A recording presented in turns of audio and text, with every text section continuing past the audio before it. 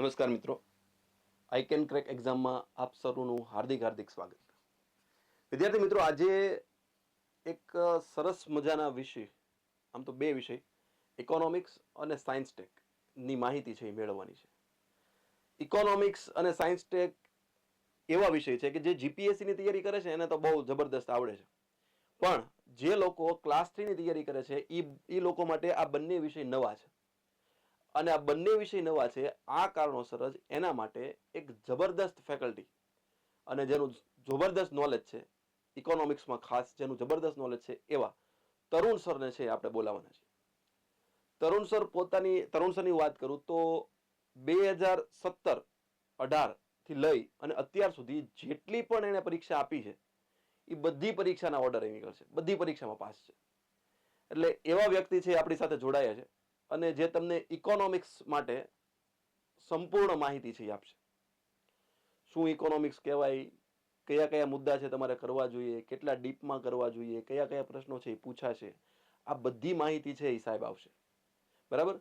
એટલે આપણે સાહેબને આવકારીએ અને સાહેબને કહીએ કે આ તમને લોકોને સંપૂર્ણ નોલેજ છે એ આપે.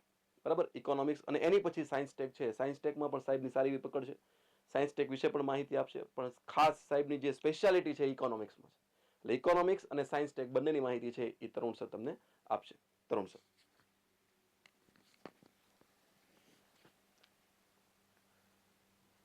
નમસ્કાર વિદ્યાર્થી મિત્રો, આપ સર્વેનું હાર્દિક સ્વાગત છે આઈ કેન ક્રેક એક્ઝામમાં.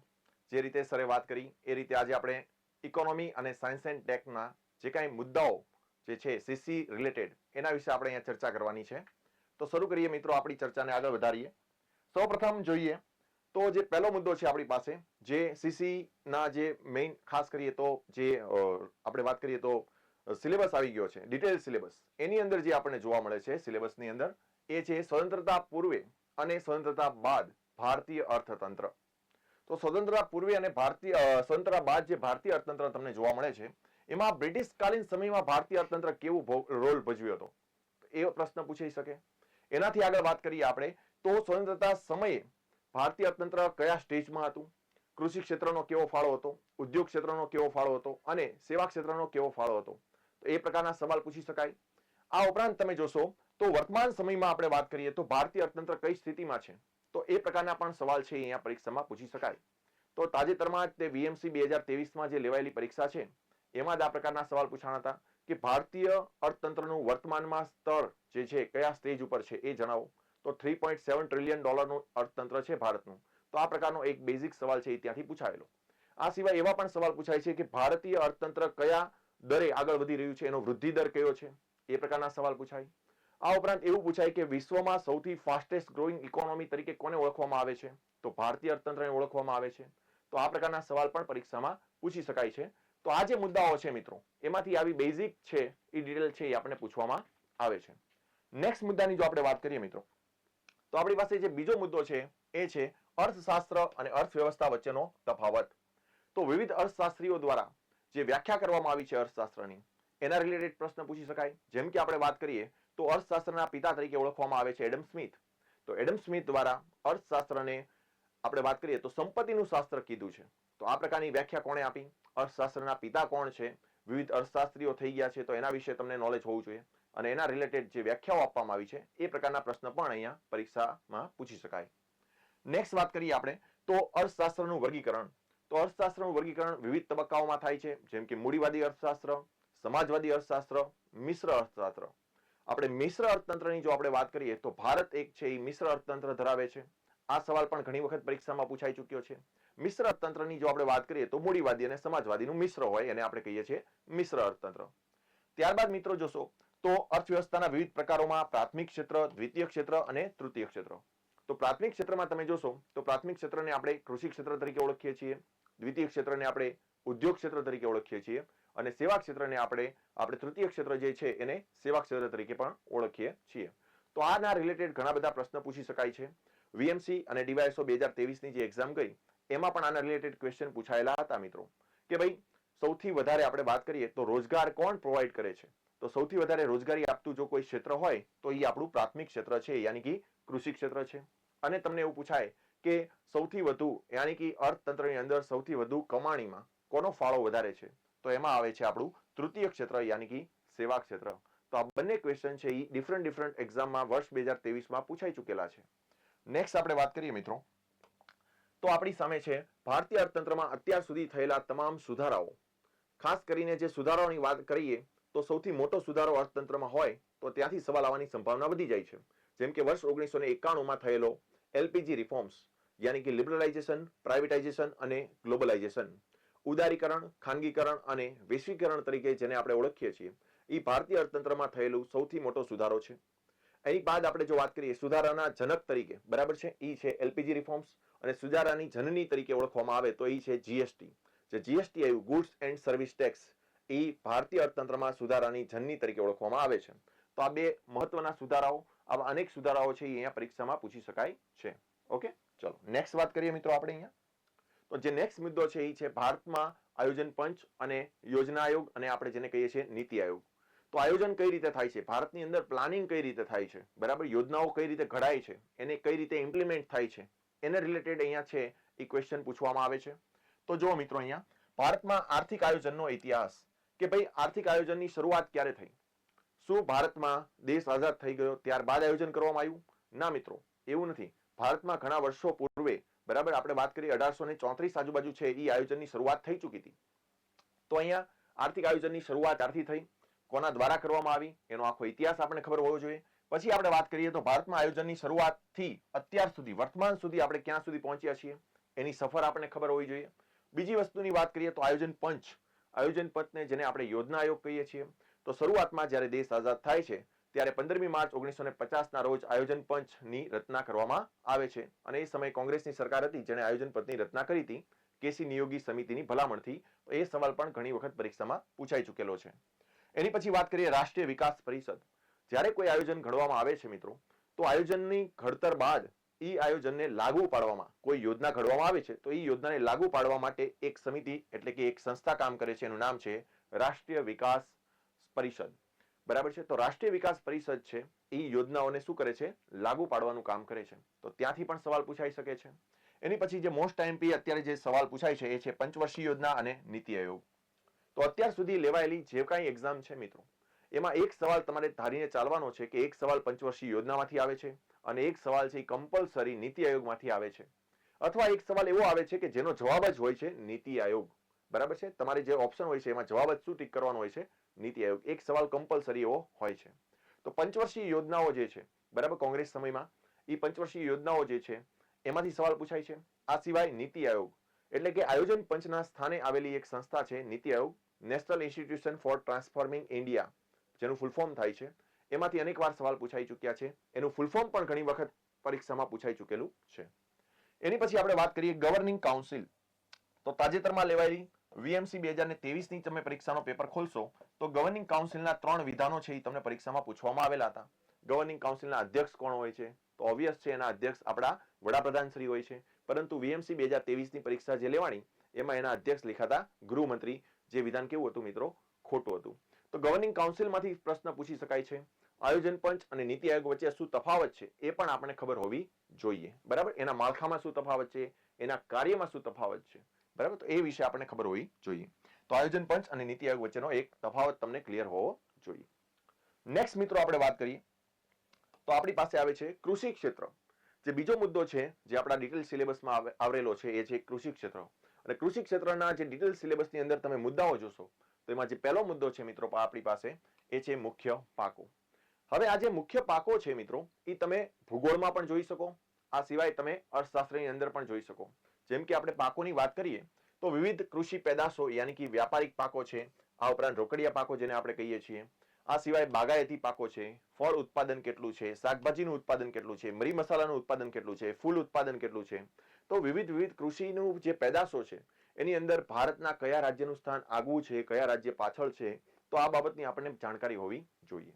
તો આનો એક ફેક્ચ્યુઅલ ડેટા વાળા સવાલ છે અહીંયાથી બની શકે એમ છે કે શાકભાજીના ઉત્પાદનમાં કયું રાજ્ય આગળ છે, ગુજરાતનું સ્થાન જણાવો એમાં. બરાબર, તો આ પ્રકારના સવાલ છે એ પરીક્ષામાં પૂછી શકાય. વિવિધ પાકો અને એના દ્વારા આપણે વાત કરીએ કયા કયા પાકોમાં કયા કયા રાજ્યો છે એ આગળ પડતા છે. નેક્સ્ટ જો આપણે વાત કરીએ મિત્રો આપણી પાસે એ છે સિંચાઈ યોજનાઓ.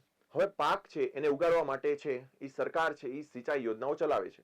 બરાબર, એટલે કે એના ખેડૂતના ખેતર સુધી બરાબર છે, પાણીની પહોંચ કરે છે.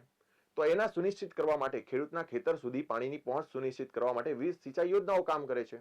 તો એમાં ઘણા પ્રકારની સિંચાઈ યોજનાઓ હોય છે. જેમ કે આપણે વાત કરીએ તો મુખ્ય સિંચાઈ યોજના, મધ્યમ સિંચાઈ યોજના, લઘુ સિંચાઈ યોજના. આ સિવાય સિંચાઈની સુવિધા પૂરી પાડવા માટે સરકાર સમયાંતરે નવી નવી યોજનાઓ પણ બહાર પાડતી હોય છે. તો કરંટમાં આવેલી કોઈ પણ સિંચાઈ યોજનાની કોઈ કરંટમાં આવેલી યોજના હોય તો એ પણ આપણા માટે પરીક્ષાલક્ષી ખૂબ જ ઉપયોગી બને છે.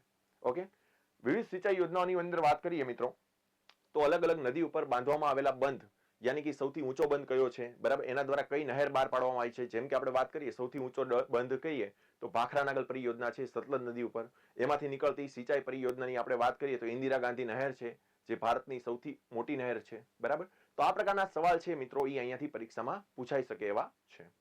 નેક્સ્ટ ટોપિકની આપણે વાત કરીએ મિત્રો, તો નેક્સ્ટ ટોપિક છે એ છે આપણી પાસે કૃષિ સાથે સંકળાયેલા વિવિધ યોજનાઓ. હવે આપણે વાત કરી રહ્યા છીએ એક પાકની. પાક માટે આપણે પહોંચાડી દીધું પાણી. હવે જે કૃષિ પેદાશ થઈ એના માટે આપણે વાત કરીએ તો વિવિધ યોજનાઓ કામ કરે છે.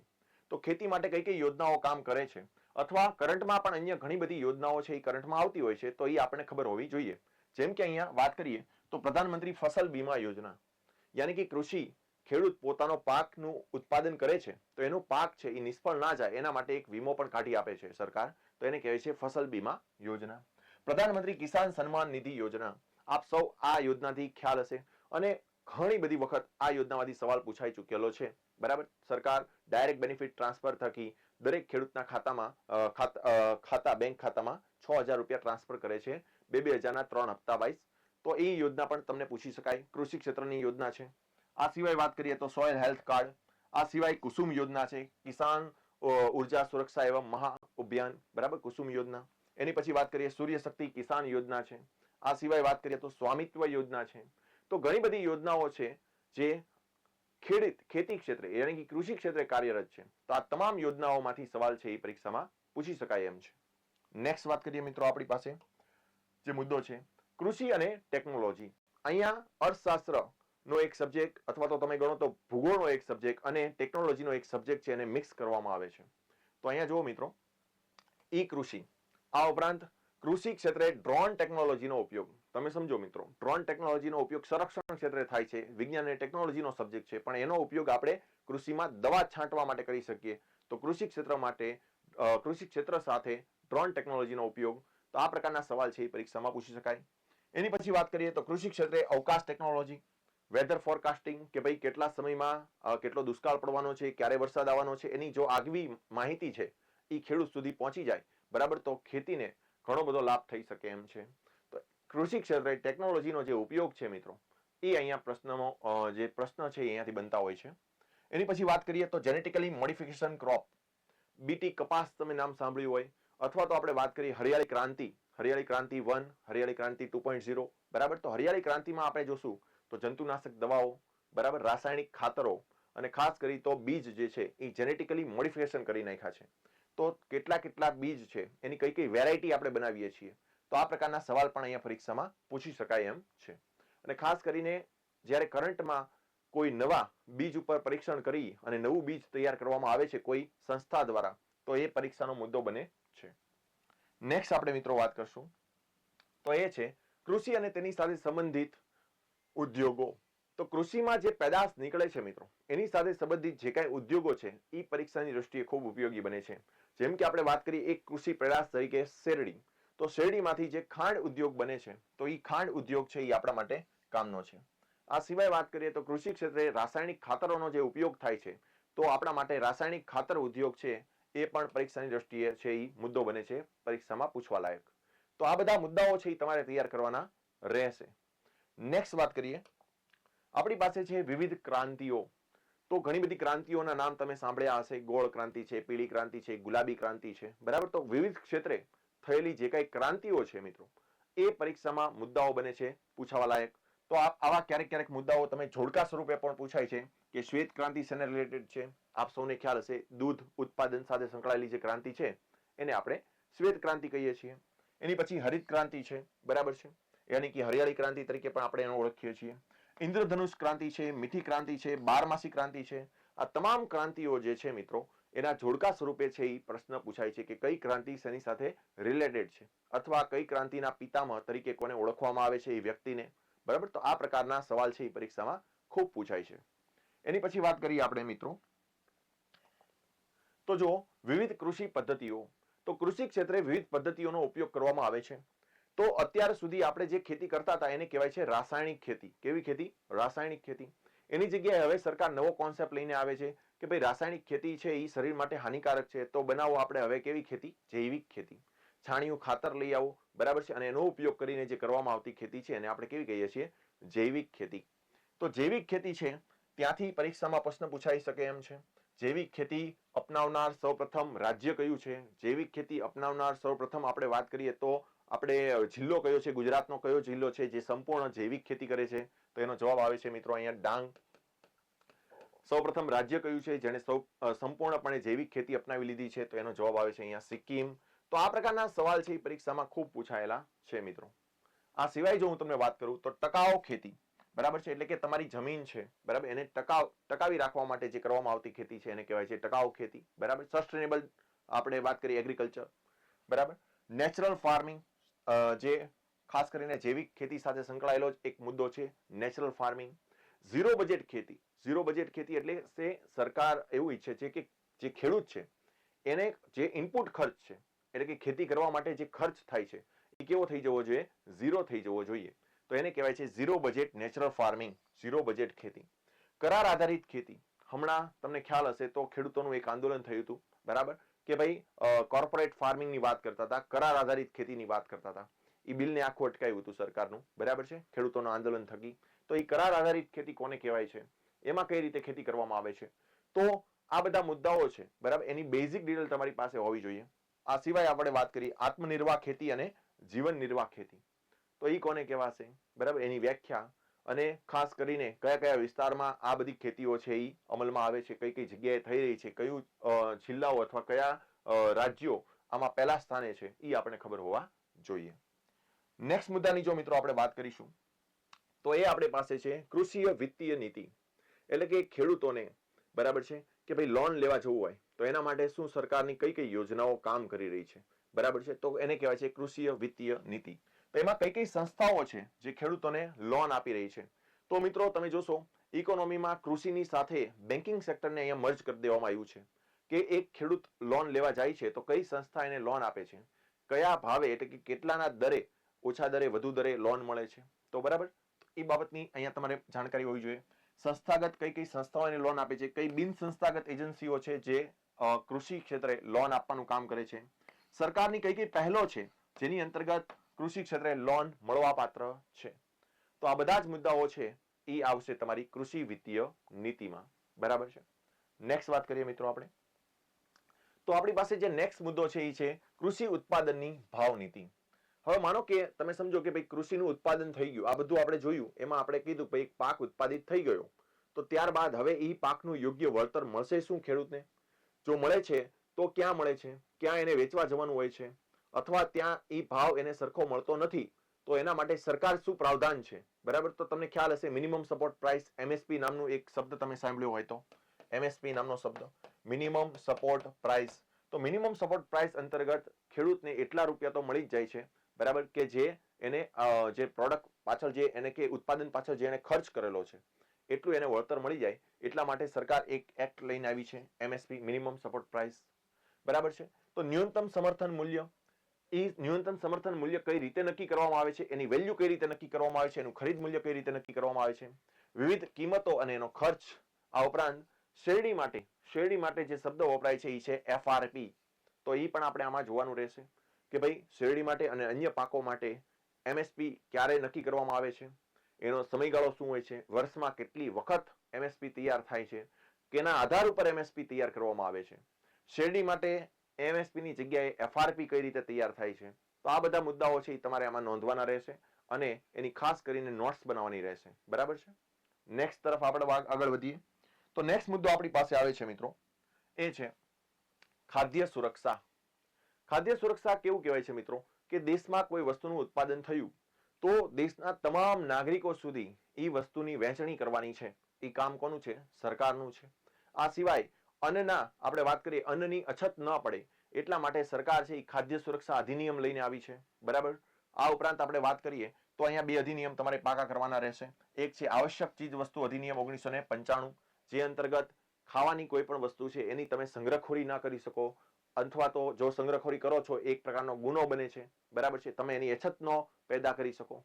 આ સિવાય રાષ્ટ્રીય ખાદ્ય સુરક્ષા કાયદો 2013, તો આ કાયદાઓ વિશે તમને ખબર હોવી જોઈએ, બરાબર છે, જે શેના માટે છે? ખાદ્ય સુરક્ષા જળવાઈ રહે એ માટે છે. જાહેર વિતરણ વ્યવસ્થા, જેને આપણે કહીએ છીએ જાહેર વિતરણ વ્યવસ્થા, પબ્લિક ડિસ્ટ્રીબ્યુશન સિસ્ટમ, જેને આપણે રેશન કાર્ડની દુકાનો તરીકે ઓળખીએ છીએ, જ્યાં ગરીબ કલ્યાણ અન્ન યોજના અંતર્ગત ઓછા વ્યાજના દરે, ઓછા ભાવે અથવા તો મફતમાં જે અન્ન મળવામાં આવે છે, બરાબર છે. તો ગરીબ કલ્યાણ પ્રધાનમંત્રી ગરીબ કલ્યાણ અન્ન યોજના અંતર્ગત ઓછા દરે અથવા તો મફતમાં તમને જે છે એ રેશન કાર્ડની દુકાનો ઉપર જે છે એ અન્ન મળવા પાત્ર રહેશે. તો એ પણ આપણે આમાં જોવાનું રહી છે, બરાબર. તો આ પ્રકારની સરકારની કોઈ યોજનાઓ હોય, બરાબર, તો એ ખાસ કરીને તમારે પાકી કરી લેવાની. અને ખાસ બાબત એ કે કરંટમાં કોઈ યોજના હોય તો એ વિશે તો આપણે ખબર હોવી જોઈએ જ. ક્લિયર? ચલો નેક્સ્ટ મુદ્દા તરફ આપણે આગળ વધીએ. તો નેક્સ્ટ મુદ્દો છે એ છે ઉદ્યોગ ક્ષેત્ર. તો ઉદ્યોગ ક્ષેત્રમાં તમને પૂછી શકે કે કેટલા પ્રકારના ઉદ્યોગો છે? તો ઘણા બધા પ્રકારના ઉદ્યોગો હોય. ખાતર ઉદ્યોગ છે, સિમેન્ટ ઉદ્યોગ છે, લોખંડ પોલાદ ઉદ્યોગ છે, બરાબર છે, ઓટોમોબાઈલ સેક્ટરનો ઉદ્યોગ છે. તો ઘણા પ્રકારના ઉદ્યોગો હોઈ શકે મિત્રો. તો ઘણા પ્રકારના ઉદ્યોગોમાં સરકારના જે ઉદ્યોગો છે, જાહેર સાહસોના ઉદ્યોગો, એને અહીંયા મુખ્યત્વે 3-4 કેટેગરીમાં વિભાજિત કરવામાં આવતા હોય છે. એક છે મિની રત્ન કંપનીઓ, એક છે નવરત્ન કંપનીઓ અને એક છે મહારત્ન કંપનીઓ. તો મિની રત્ન, નવરત્ન અને મહારત્નના ટાઇટલ સરકાર ક્યારે આપે છે? તો એના પ્રાવધાનો તમને ખબર હોવા જોઈએ કે કેટલો નફો કરે, કેટલું ટર્નઓવર કરે, ત્યારે આ પ્રકારના ટાઇટલ આપવામાં આવે છે, બરાબર છે. તો આ પ્રકારના સવાલ છે અહીંયાથી બનતા હોય છે. તો એ લિસ્ટ આપણે ખબર હોવી જોઈએ કે મિની રત્ન કંપનીઓનું લિસ્ટ, નવરત્ન કંપનીઓનું લિસ્ટ અને મહારત્ન કંપનીઓનું લિસ્ટ, કેવા પ્રાવધાનો ઉપર એને આ ટાઇટલ આપવામાં આવતા હોય છે. તો આ રીતે ચાર્ટના માધ્યમથી તમે એ તૈયાર કરી શકો છો. નેક્સ્ટ મુદ્દાની વાત કરીએ મિત્રો, એ છે વિવિધ ઉદ્યોગો. તો આપણે અત્યાર લગી વાત કરી જાહેર સાહસોના ઉદ્યોગોને કયા કયા ટાઇટલ આપવામાં આવે છે. એ સિવાય જેટલા ઉદ્યોગો છે એમાં ખાનગી ક્ષેત્રનો કેવો ફાળો છે, સરકારનો કેવો ફાળો છે, કયા ક્ષેત્રો ઉપર સરકારની ઇજારાશાહી છે, બરાબર છે. તો આ બધી બાબત છે અહીંયા ભણવામાં આવશે. લોખંડ પોલાદ ઉદ્યોગના સરકારના કેટલા કેટલા સાહસો છે, બરાબર, કઈ કઈ જગ્યાએ લોખંડ પોલાદની ફેક્ટરીઓ આવેલી છે, બરાબર છે. ટાટાના સ્ટીલ બનાવવાના પ્લાન્ટ કઈ કઈ જગ્યાએ છે, જમશેદપુર આપણને ખ્યાલ હોવી જોઈએ, બરાબર, સ્ટીલ નગરી તરીકે જાણીતું છે. તો આ બધી બાબત છે તમારે આમાં ભૂગોળની સાથે ઇન્ટરલિંક કરીને ચાલવાનું છે અર્થશાસ્ત્રને અહીંયા, બરાબર છે. કઈ જગ્યા પ્લેસ છે એ ભૂગોળમાં જોવાનું છે, કયો ઉદ્યોગ ચાલે છે એ તમારે ઇકોનોમીને. તો બંનેને ઇન્ટરલિંક કરીને આ સબ્જેક્ટ છે અહીંયા ભણવાનો રહેશે. કાપડ ઉદ્યોગ છે, સૌપ્રથમ કાપડની મિલ ક્યાં સ્થપાણી, જો ઇતિહાસ સાથે અહીંયા તમારે કોઈ ઇન્ટરલિંક કરવાનું છે, કોની સાથે? ઇકોનોમીને. અત્યારે ક્યાં કાપડના ઉદ્યોગ છે એ વધુ માત્રામાં તમને જોવા મળે છે. પેટ્રોલિયમ રિફાઇનરી, વિશ્વની ખ્યાલ હોય, તમને ખ્યાલ હોય તો એશિયાની સૌથી મોટી રિફાઇનરી રિલાયન્સ રિફાઇનરી છે, બરાબર છે. તો એના વિશે માહિતી હોવી જોઈએ. ક્રૂડ ઓઇલ ક્યાંથી આયાત થઈ રહ્યું છે, બરાબર છે, આપણે કયા કયા દેશોને સામે પેટ્રોલિયમ નિકાસ કરી રહ્યા છીએ, બરાબર છે, રિફાઇન કરીને, તો એના વિશે ખ્યાલ હોવી જોઈએ. તો આયાત અને નિકાસ, આ બધી બાબતોની આપણે ખ્યાલ હોવી જોઈએ. રસાયણ ઉદ્યોગો કયા કયા છે, તો આ બધી માહિતીઓ છે મિત્રો. અહીંયા જુઓ તો કાપડ ઉદ્યોગ છે, તો એના અંદર તમે પોઈન્ટ્સ વાઇઝ તમે તૈયાર કરી શકો કે ભાઈ કઈ કઈ જગ્યાએ શરૂઆત ક્યારથી થઈ હતી, બરાબર છે, આપણા દેશની અંદર કાપડ ઉદ્યોગનો ફાળો કેટલો છે ઉદ્યોગ ક્ષેત્રમાં. તો આ બધી માહિતીઓ છે એ આ રીતે તમારે પોઈન્ટ વાઇઝ તૈયાર કરવાની રહેશે, જેથી કરીને એક્ઝામ સમયે તમે એનું ફાસ્ટ રિવિઝન કરી શકો. નેક્સ્ટ વાત કરીએ મિત્રો આપણે, તો આપણી પાસે આવે છે ભારતીય અર્થતંત્રનું માળખું, આંતરમાળખું. હવે આ જે આખો પોઈન્ટ છે મિત્રો, એ ખાસ કરીને તમે જોશો તો વિજ્ઞાન અને ટેકનોલોજી અને ભૂગોળ સાથે બહુ જ ઇન્ટરલિંક થયેલો છે. તમે જુઓ મિત્રો, ઉર્જા તમે ભણશો પર્યાવરણની અંદર, ઉર્જા તમે ભણશો વિજ્ઞાન અને ટેકનોલોજીની અંદર, અને ઉર્જા તમે ભણશો આપણે ઇકોનોમીની અંદર પણ. તો આ મુદ્દો જે છે એ બધા વિષય સાથે ઇન્ટરલિંક થાય છે. પુનઃપ્રાપ્ય ઉર્જા, પુનઃ અપ્રાપ્ય ઉર્જા, પરંપરાગત ઉર્જા, બિન પરંપરાગત ઉર્જા કઈ કઈ છે. અત્યારે ન્યુલી આપણે વાત કરીએ તો સૌર ઉર્જા ઉપર સરકાર બહુ ભારણ આપી રહી છે. તો સૌર ઉર્જા ક્ષેત્રે જે કાંઈ નવી નવી યોજનાઓ આવી રહી છે સરકારની, સોલાર રૂફટોપ યોજના છે, બરાબર, સૂર્ય કિસાન યોજના છે, તો આ બધા વિશે આપણે જાણકારી હોવી જોઈએ. એની પછી આપણે વાત કરીએ તો બંદરો. તો બંદરો નામનો ટોપિક છે એ તમે જોઈ શકો. તો બંદરો છે એ ખાસ કરીને તમે ભૂગોળની અંદર તમને આ ખાસ કરીને મહાબંદરો કયા કયા છે ભારતની અંદર, અથવા ગુજરાતના બંદરો કયા છે, શેના માટે એ પોર્ટ જાણીતા છે. તો આ બધું આ આખો ટોપિક છે બંદરો વાળો, એ ભૂગોળની સાથે ઇન્ટરલિંક કરવાનો છે. નેક્સ્ટ વાત કરીએ તો માર્ગો. તો માર્ગોમાં પણ ઘણા પ્રકારના માર્ગો હોય. નેશનલ હાઈવે હોય છે, બરાબર છે, પછી ગ્રામ સડક યોજના હોય છે સરકારની, બરાબર, કે ભાઈ ગામડાઓને જોડો શહેરો સાથે, બરાબર છે, તો એ પ્રકારની પણ યોજના હોય છે. તો સરકારની જે પણ યોજનાઓ છે એ મિત્રો આમાં આવરી લેવામાં આવેલી હોય છે, બરાબર છે, સડકોમાં. નેક્સ્ટ વાત કરીએ તો હવાઈ મથકો. તો આંતરરાષ્ટ્રીય હવાઈ મથકો કઈ જગ્યાએ આવેલા છે, કેટલા છે, એના નામ કયા કયા છે, વીર સાવરકર એરપોર્ટ ક્યાં છે, ઇન્દિરા ગાંધી એરપોર્ટ ક્યાં છે, કેમ્પ પેગોડા એરપોર્ટ ક્યાં છે, સુભાષચંદ્ર બોઝ એરપોર્ટ ક્યાં છે. તો આ પ્રકારના સવાલ છે એ પરીક્ષામાં પૂછાઈ શકે એમ છે. ભારતમાં ટોટલ કેટલા હવાઈ મથકો આવેલા છે, તાજેતરમાં કઈ જગ્યાએ ગુજરાતની અંદર આંતરરાષ્ટ્રીય હવાઈ મથકનું નિર્માણ થયેલું છે. તો આ પ્રકારના તમામ સવાલો છે હવાઈ મથકમાંથી પૂછાઈ શકે એવા છે. નેક્સ્ટ વાત કરીએ આપણે મિત્રો તો રેલવે. તો રેલવેમાં તમને ખ્યાલ હોય મીટર ગેજ છે, બ્રોડ ગેજ છે, બરાબર છે, તો અલગ અલગ ગેજ વાળા જે રેલવે છે. આ સિવાય રેલવે અત્યારે હાલ વાત કરીએ કરંટની અંદર તો વંદે ભારત ટ્રેન છે એ શરૂ થઈ છે. આ સિવાય આપણે વાત કરીએ તો ભવિષ્યમાં બુલેટ ટ્રેન પ્રોજેક્ટ પણ ભારતની અંદર આવવાનો છે. અત્યારે એનું કાર્ય ચાલુ છે. જાપાનની મદદથી આપણે બુલેટ ટ્રેનનો વિકાસ કરી રહ્યા છીએ. તો આ પ્રકારના કરંટ બેઝ ઉપર પણ રેલવેમાંથી સવાલ છે એ પરીક્ષામાં પૂછાઈ શકે એમ છે. નેક્સ્ટ જો આપણે વાત કરીએ મિત્રો તો એ છે ટેલિકોમ્યુનિકેશન. ટેલિકોમ્યુનિકેશનમાં તમે વાત કરીએ તો જીઓ છે, એરટેલ છે, આ બધી કંપનીઓ છે એ કઈ રીતે કાર્ય કરે છે. આ સિવાય જો આની વાત કરીએ તો કરંટમાં હોય તો 5G ટેકનોલોજી જે છે, બરાબર છે, એ પણ તમને ટેકનોલોજીની સાથે ઇકોનોમીની અંદર પૂછી શકે. સ્પેક્ટ્રમનું જો વેચાણ થતું હોય તો સરકાર એ પણ તમને અહીંયા સવાલ પૂછી શકે. એની પછી વાત કરીએ તો વિવિધ સંસ્થાઓ. આ તમામ ક્ષેત્રો આપણે જે જોઈએ આંતરમાળખાકીય ક્ષેત્રો, એમાં કઈ કઈ સંસ્થાઓ કામ કરી રહી છે. નિયમનકારી સંસ્થા હોય તો એનું નામ ખબર હોવી જોઈએ, અથવા આ ક્ષેત્રને હેન્ડલ કરતી કોઈ પણ સંસ્થાઓ છે એ તમને પરીક્ષામાં પૂછી શકાય કે ભાઈ રેલવે ક્ષેત્રે કોણ કામ કરી રહેલી સંસ્થા, ઉર્જા ક્ષેત્રે કોણ કઈ સંસ્થા અથવા કયું મંત્રાલય કામ કરે છે, પાવર મિનિસ્ટ્રી છે, કોલ મિનિસ્ટ્રી છે, રિન્યુએબલ વાત કરીએ તો ઈ મિનિસ્ટ્રી છે, રિન્યુએબલ એનર્જી મિનિસ્ટ્રી. તો આ પ્રકારના સવાલ છે અહીંયાથી બની શકે. નેક્સ્ટ મિત્રો આપણે જો વાત કરીએ તો ભારતની કર પદ્ધતિ. તો ટેક્સ સિસ્ટમ ભારતની અંદર કઈ પ્રકારની છે, કેટલા લોકોને ટેક્સમાંથી છૂટ મળે છે, ટેક્સના ઘણા બધા પ્રકારો છે, કયા ઇન્કમ ટેક્સ છે, બરાબર, કઈ આપણે વાત કરીએ તો પ્રત્યક્ષ કર છે, કોઈ વ્યક્તિ ઉપર લગાવવામાં આવે છે, કયા અપ્રત્યક્ષ કર છે, અને ખાસ કરીને જે સવાલ બનવાના છે એ છે main GST, goods and service tax. તો ગુડ્સ એન્ડ સર્વિસ ટેક્સ જ્યારથી લાગુ પડ્યો છે ત્યારથી દેશને મબલક ઇન્કમ થઈ રહી છે. તો એમાંથી સવાલ છે એ તમને વધારે આવે કે ભાઈ જીએસટી નું માળખું કઈ રીતનું છે, સરકારે કઈ રીતે જીએસટી માં ચેન્જ કર્યા, બરાબર છે, અત્યારે હાલમાં પણ જીએસટી એક ચેન્જિંગ આપણે વાત કરીએ ભાઈ સુધારા આવી રહ્યા છે ધીમે ધીમે જીએસટીમાં. તો આખો જીએસટીમાં બંધારણમાં આપણે કયા કયા અનુચ્છેદો ઉમેર્યા છે જીએસટી લાવવા માટે, કયા કયા અનુચ્છેદો છે એ હટાવ્યા છે, આ તમામ સવાલો છે એ અહીંયાથી પૂછી શકાય. ભારતની કર પ્રણાલી કઈ પ્રકારની છે. ક્લિયર? ચલો નેક્સ્ટ તરફ આગળ વધીએ. તો જે નેક્સ્ટ મુદ્દો છે આપણી પાસે એ છે સરકારની બજેટ પ્રણાલી. બજેટમાંથી સવાલ આવવાની સંભાવના મોસ્ટ છે. કેમ કે તમે સમજો ભાઈ કે હાલમાં હમણાં નવી સરકાર રચાવા જશે, બરાબર છે, જે કોઈ સરકાર આવશે એ નવું બજેટ એનું પ્રસ્તુત કરશે. અત્યારે જ્યારે કોઈ સરકાર, જ્યારે આપણે વાત કરીએ કે ભાઈ આપણે ચૂંટણીનો દોર હોય છે ત્યારે અંતરિમ બજેટ છે એ પ્રસ્તુત કરતા હોય છે, પરંતુ જ્યારે કોઈ સરકાર ચૂંટાઈને આવે છે ત્યારે એ ફૂલ બજેટ પ્રસ્તુત કરે છે. તો અહીંયા ખાસ યાદ રાખજો મિત્રો કે જ્યારે એક નવી સરકાર રચાશે ત્યારે ભારતનું ફૂલ બજેટ છે એ જોવા મળશે. તો 2024-25 નું જે ભારતનું ફૂલ બજેટ આવશે એમાંથી અનેક સવાલ છે એ પરીક્ષામાં પૂછાશે. આ સિવાય તમને ખ્યાલ હોય તો ગુજરાતમાં તો કોઈ ચૂંટણી છે નહીં, તો ગુજરાતે પોતાનું ઓલરેડી ફૂલ બજેટ છે એ ફેબ્રુઆરીમાં લોન્ચ કરી દીધું છે. તો એમાંથી પણ સવાલ આવવાની સંભાવના અનેક ગણી વધી જાય છે મિત્રો. આ સિવાય તમને બજેટ વિશે ખબર હોવી જોઈએ, બજેટનું બંધારણમાં કઈ રીતે સ્થાન છે, બરાબર છે, યાની કે કેન્દ્રીય બજેટ કયા અનુચ્છેદ અંતર્ગત લોન્ચ થાય છે, એની આખી પ્રક્રિયા તમને ખબર હોવી જોઈએ, બરાબર છે, કે નાણાકીય બિલ કઈ રીતે પસાર થાય છે એ બધી. અને એ સિવાય સરકારનો જાહેર ખર્ચ એટલે કે સરકાર લોકો પાછળ કેટલો ખર્ચ કરે છે એને કહીએ છીએ આપણે જાહેર ખર્ચ. સરકાર કેટલું દેવું લે છે એને કહીએ છીએ સરકારનું જાહેર દેવું. અને સરકાર જેટલી આવક કરે છે મિત્રો એને કહીએ છીએ આપણે સરકારની જાહેર આવક. તો એના વિશે આપણે માહિતી મેળવવાની છે. શેમાં? ભારતની રાજકોષીય નીતિ કહેવાય.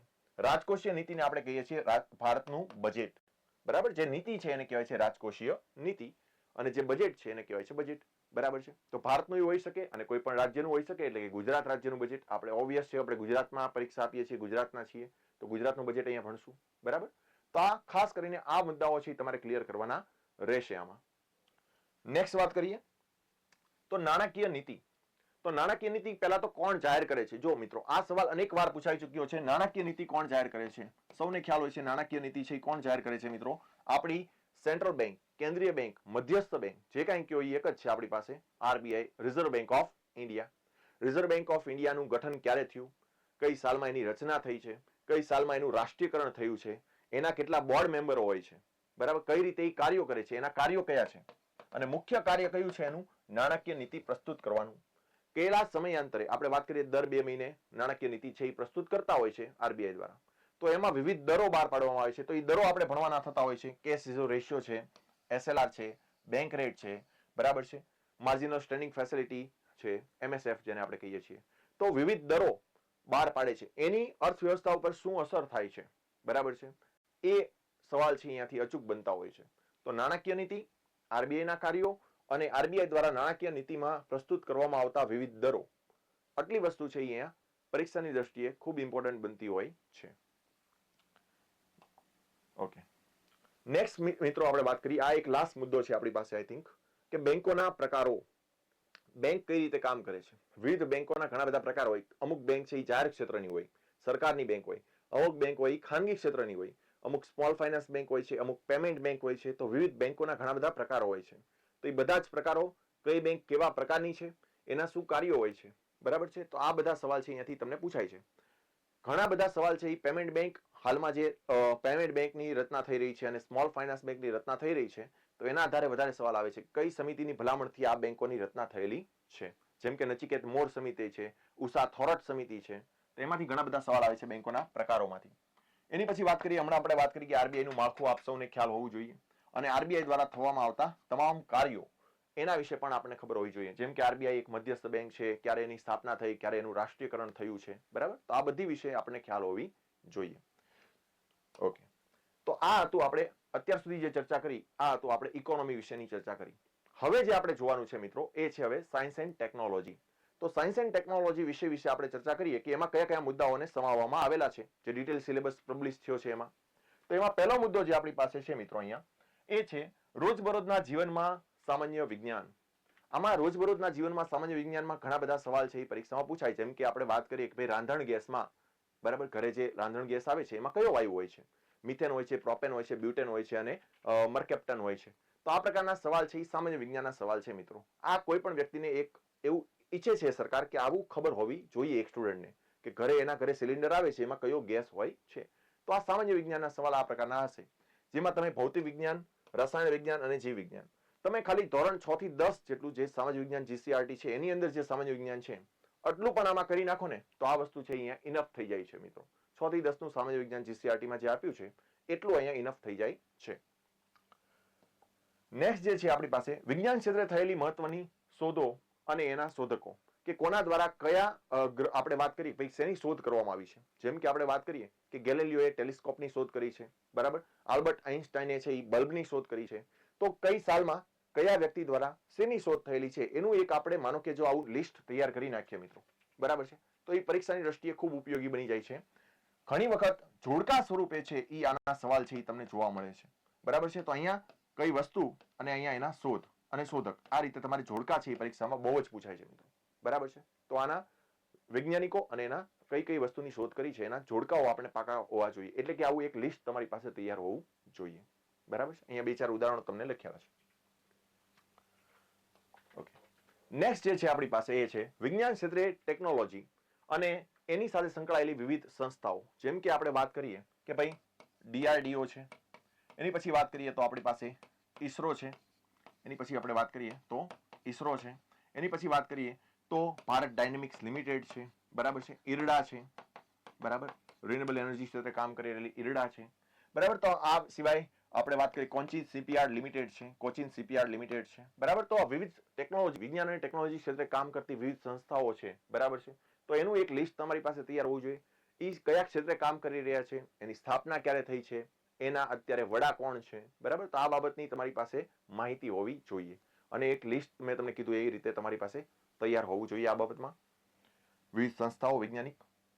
એની પછી વાત કરીએ પ્રસિદ્ધ ભારતીય વૈજ્ઞાનિકો. ખાસ યાદ રાખજો મિત્રો, ભારતીય વૈજ્ઞાનિકોના નામ તમને ખબર હોવા જોઈએ કે ભારતે વિજ્ઞાન ક્ષેત્રે જે કાંઈ પ્રગતિ હાથ ધરી છે એમાં કયા કયા ભારતીય વૈજ્ઞાનિકોનો ફાળો રહેલો છે. તો વિક્રમ સારાભાઈની વાત કરો તમે, ડોક્ટર એપીજે અબ્દુલ કલામની વાત કરો તમે, જગદીશચંદ્ર બોઝની વાત કરો તમે, બરાબર, પ્રફુલ્લ ચંદ્રની વાત કરો તમે, બરાબર છે. તો એમ વિશ્વેશ્વરૈયાની વાત કરીએ તો ઘણા બધા લોકો છે બરાબર, જેનો વિજ્ઞાન ક્ષેત્રે ખૂબ જ મોટો ફાળો રહેલો છે, ખાસ કરીને ભારતીય વૈજ્ઞાનિકો, બરાબર છે. તો એની તમારી પાસે ડિટેલ હોવી જોઈએ. અહીંયા એમાંથી સવાલ પૂછાવાના છે મિત્રો, બરાબર છે. ઓકે, નેક્સ્ટ વાત કરીએ આપણી પાસે સંરક્ષણ ક્ષેત્રે વિજ્ઞાન અને ટેકનોલોજી. તો સંરક્ષણ યાની કે આપણે વાત કરીએ સુરક્ષા, ભારતની સુરક્ષા કરવા માટે વિજ્ઞાન અને ટેકનોલોજીનો શું ફાળો છે, તો એમાં આપણે જો વાત કરો તો પહેલી જે મુદ્દો બને છે એ છે વિવિધ સંસ્થાઓ. સંરક્ષણ ક્ષેત્રે કામ કરતી કઈ કઈ સંસ્થાઓ છે, તો પહેલું જ નામ આપણને આવે એ કયું છે આપણી પાસે, DRDO છે, ભારત ઇલેક્ટ્રોનિક્સ લિમિટેડ છે, ભારત ડાયનેમિક્સ લિમિટેડ છે, હિન્દુસ્તાન એરોનોટિક્સ લિમિટેડ છે, મઝગાવ ડોકિયાર્ડ લિમિટેડ છે. તો કઈ કઈ સંસ્થાઓ છે એ આપણે સંરક્ષણ ક્ષેત્રે કામ કરી રહી છે, એટલે કે મિસાઇલ કોણ બનાવે છે, બરાબર છે, વિમાન વાહક જહાજો કોણ બનાવે છે, બરાબર છે, પછી ફાઇટર જેટ કોણ બનાવે છે, કોઈ સંસ્થા ડ્રોન બનાવે છે. તો સંરક્ષણ ક્ષેત્રે જેટલું ઉત્પાદન થઈ રહ્યું છે એ કઈ કઈ સંસ્થાઓમાં થઈ રહ્યું છે, તો એ તમામ સંસ્થાઓની માહિતી આપણને ખબર હોવી જોઈએ, બરાબર. તો એનું એક લિસ્ટ તમારી પાસે તૈયાર હોવું જોઈએ મિત્રો. નેક્સ્ટ વાત કરીએ. નેક્સ્ટ જે મુદ્દો છે મિત્રો, વિવિધ કાર્યક્રમો. સંરક્ષણ ક્ષેત્રે કઈ કઈ ટેકનોલોજી ભારત ધરાવે છે એ આપણને ખબર હોવી જોઈએ. તો આપણી પાસે વાત કરીએ શરૂઆતમાં, તો શરૂઆતના જે પહેલો કાર્યક્રમ હતો એ હતો integrated guided missile development programme, જે અંતર્ગત આપણે 5 મિસાઇલ ડેવલપ કરી છે, જેને આપણે પટના તરીકે ઓળખીએ છીએ. આનું સૂત્ર છે યાદ રાખવાનું, પૃથ્વી, અગ્નિ, ત્રિશુલ, નાગ અને આકાશ. તો આ 5 મિસાઇલ ડેવલપ કરી છે, તો એ એક આપણો કાર્યક્રમ હતો, તો એ આપણને ખબર હોવી જોઈએ. આ સિવાય જો આપણે વાત કરીએ તો ભારતની અન્ય તમામ મિસાઇલો, જે બેલિસ્ટિક મિસાઇલ સિવાયની અન્ય ક્રૂઝ મિસાઇલો છે, એ પણ આપણને ખબર હોવી જોઈએ. બેલિસ્ટિક મિસાઇલ અને ક્રૂઝ મિસાઇલ વચ્ચેનો જે તફાવત છે, બરાબર છે, તો એના વિશે તમારે ડિટેલ મેળવવાની છે. આ સિવાય અહીંયા મિસાઇલ ડિફેન્સ સિસ્ટમ, બરાબર, કે એક મિસાઇલ આપણે અન્ય દેશમાંથી છોડવામાં આવી છે, તો એની સામે આપણી સામે કઈ એવી સિસ્ટમ છે જે એ મિસાઇલને તોડી પાડશે, તો એને કહેવાય છે મિસાઇલ ડિફેન્સ સિસ્ટમ. તો એની વિશે માહિતી મેળવવાની. આમાં બીજો એક મુદ્દો એમાં આવી શકે એ છે ઇન્ટરસેપ્ટર મિસાઇલ. આપ સામેથી આવેલી મિસાઇલને તોડી પાડતી જે મિસાઇલ હોય એને કહેવાય છે ઇન્ટરસેપ્ટર મિસાઇલ. આ સિવાય ટેન્ક કઈ કઈ છે, આર્ટિલરી ગન કઈ કઈ છે આપણી પાસે, બરાબર છે. એ સિવાય સબમરીન કઈ કઈ છે, ડિસ્ટ્રોયર, કોર્વેટ, બરાબર છે, ટોર્પિડો, ફ્રિગેટ. આ બધા શબ્દો તમે નેવીના જે સંસાધનો છે એ ખબર હોવા જોઈએ, આર્મીના સંસાધનો ખબર હોવા જોઈએ, એરફોર્સ કયા કયા સાધનોનો ઉપયોગ કરે છે, આ તમામ સાધનોની ડિટેલ તમારી પાસે હોવી જોઈએ. ત્યારે તમારું સંપૂર્ણ સંરક્ષણ ક્ષેત્ર છે એ સંપૂર્ણ થાય. કઈ કઈ સંસ્થાઓને ડેવલપ કરે છે અને કયા કયા સાધનો ભારત પાસે છે, એની જ તમને માહિતી મળી જાય એટલે અહીંયા તમારું સંપૂર્ણ સંરક્ષણ ક્ષેત્રના કાર્યક્રમો વાળું જે ચેપ્ટર છે એ અહીંયા તમારે કમ્પ્લીટ થશે. ઓકે, નેક્સ્ટ મિત્રો આપણે અહીંયા વાત કરીએ તો હવે આવે છે સ્પેસ, યાની કે અંતરિક્ષ. અંતરિક્ષમાં આપ સૌને ખ્યાલ હશે ભાઈ ઈસરો. તો ઈસરો દ્વારા ભૂતકાળમાં ઈસરોની શરૂઆત ક્યારથી થઈ, એની સ્થાપના, એના ચેરમેન, એનું આપણે વાત કરીએ તો એનો ઉદ્દેશ્ય, બરાબર, એનું ધ્યેય વાક્ય, આ બધી એક બેઝિક માહિતી થઈ. પછી ઈસરોએ એનો કાર્યક્રમ કયો કયો કાર્યક્રમ શરૂ કર્યો, કઈ કઈ કક્ષાઓ આવે છે, કયા કયા ગ્રહો ઉપગ્રહો છે, એનું અત્યારે આપણે વાત કરીએ, કયા કયા ઉપગ્રહો લોન્ચ કરવામાં આવે છે, શેના થકી લોન્ચ થાય છે, એટલે કે એના પ્રક્ષેપણ યાનો, એના વિશે આપણે માહિતી મેળવવાની છે. કેટલા પ્રક્ષેપણ યાનો છે ભાઈ, બરાબર, કયા કયા પ્રક્ષેપણ યાનની કેવી કેવી કેપેસિટી ધરાવે છે. અત્યારે આપણે વાત કરીએ તો હાઈએસ્ટ કેપેસિટી ધરાવતું આપણી પાસે પ્રક્ષેપણ યાન હોય તો એ આપણી પાસે GSLV છે, જેને આપણે બાહુબલી તરીકે ઓળખીએ છીએ. તો આ પ્રકારના સવાલ છે એ પરીક્ષામાં અહીંયાથી તમને પૂછી શકાય એવા છે. કઈ ઓર્બિટ, કઈ કક્ષામાં ઉપગ્રહને પ્રક્ષેપિત કરવામાં આવે છે, બરાબર છે. ઓકે, તો એક છે ઈસરો અને તેના વિવિધ એકમો.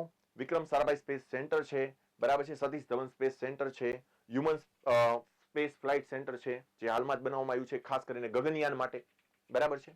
તો અહીંયાથી આ કઈ કઈ સંસ્થાઓ અંતરિક્ષ ક્ષેત્રે કાર્ય કરી રહી છે, આ બધી સંસ્થાઓના તમને નામ ખબર હોવા જોઈએ, એના કાર્યો ખબર હોવા જોઈએ. તો આ બધી સંસ્થાઓના નામ લખી દીધા છે મેં તમને. એક છે હ્યુમન સ્પેસ ફ્લાઇટ સેન્ટર, એક છે માસ્ટર કંટ્રોલ સેન્ટર, અંતરિક્ષ નામની સંસ્થા છે, ન્યૂ સ્પેસ ઇન્ડિયા લિમિટેડ છે, હાલમાં એક નવી બનેલી સંસ્થા છે કરંટમાં છે, ઇન સ્પેસ નામની સંસ્થા છે, હાલ બહુ કરંટમાં છે, બરાબર છે. તો આ સંસ્થાઓ છે એના વિશે સંપૂર્ણ માહિતી તમારે એક આપણે વાત કરીએ તો બુકમાં નોટ ડાઉન કરેલી હોવી જોઈએ. નેક્સ્ટ મુદ્દો છે આપણે અવકાશ ક્ષેત્રે ભારતની પ્રગતિ. મેં તમને હમણાં ચર્ચા કરી કે ભારતે કઈ કઈ પ્રગતિ હાંસલ કરી છે. ખાસ કરીને જે મંગળયાન છે એ વિશ્વમાં આપણે કહીએ કે ભાઈ ખૂબ મોટી પ્રગતિ છે. પ્રથમ પ્રયાસે જ ભારત છે મંગળ ગ્રહની ઓર્બિટમાં પહોંચી ગયું છે, બરાબર છે.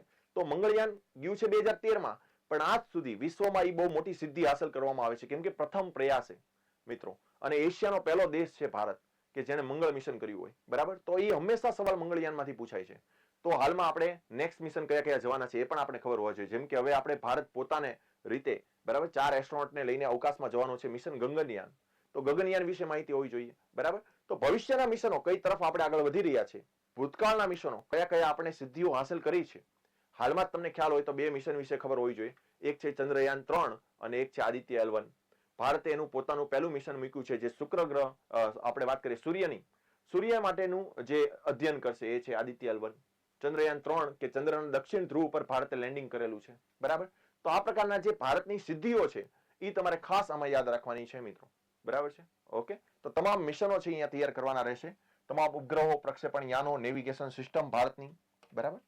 ઓકે, એની પછી જે નેક્સ્ટ મુદ્દો છે મિત્રો, વિજ્ઞાન અને ટેકનોલોજીનો જે સબ્જેક્ટ છે એમાં બહુ જ શોર્ટ છે, બહુ સારું બાબત છે એ, કે ભાઈ 4-5 મુદ્દા જ આપ્યા છે. જ્યારે અર્થશાસ્ત્રમાં આપણે જોયા કે ઘણા બધા મુદ્દાઓ એમાં આવરી લેવામાં આવતા હતા, પરંતુ સાયન્સ એન્ડ ટેકનોલોજી એક આપણે કહીએ કે ભાઈ રોકડિયા માર્ક આપને અપાવી શકે એ પ્રકારનો એક સબ્જેક્ટ છે, બરાબર છે? તો જો ભારતની ઉર્જા નીતિ, તો ભારત ઉર્જા નીતિમાં તમે જોશો તો સૌર ઉર્જા છે, પવન ઉર્જા છે, જળ વિદ્યુત ઉર્જા છે, ભૂતાપીય ઉર્જા છે, બાયોમાસ છે.